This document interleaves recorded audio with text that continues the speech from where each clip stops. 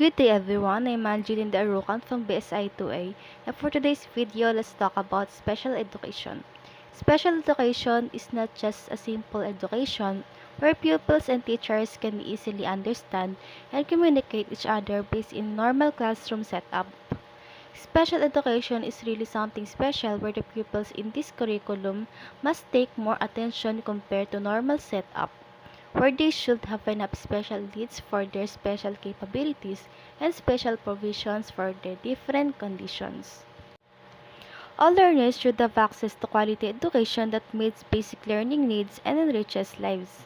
Mission, vision, goals, policy, and objectives of SPED includes that the Department of Education clearly states its vision for children with special needs in consonance with the philosophy of inclusive education.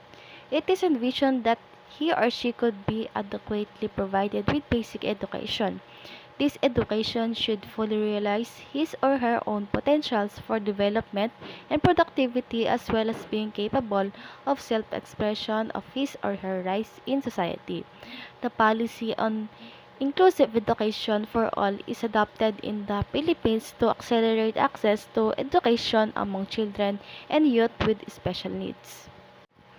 It is also envisioned that a child with special needs will get full parental and community support for his or her education without discrimination of any kind. This special child should also be provided with a healthy environment along with leisure and recreation and social security measures.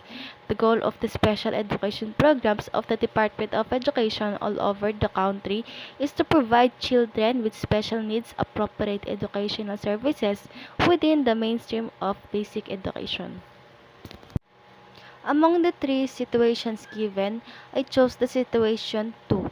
Activity limitations and participation restrictions, referring to negative aspects of the interaction between an individual with a health condition and that individual's contextual factors, environmental and personal factors.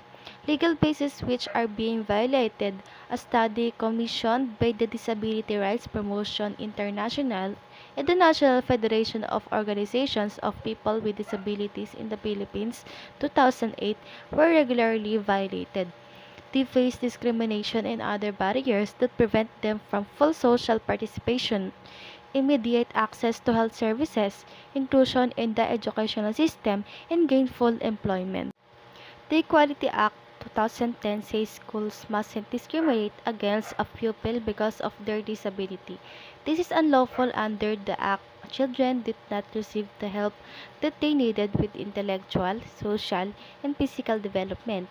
A common public sentiment at the time was that students with disabilities would harm other students, demand more attention, cause disruptions.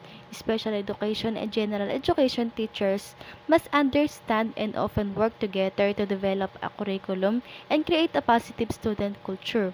Teachers must have mutual respect and open minds toward the philosophy of inclusion, as well as a strong administrative support and knowledge of how to meet the needs of students with disabilities.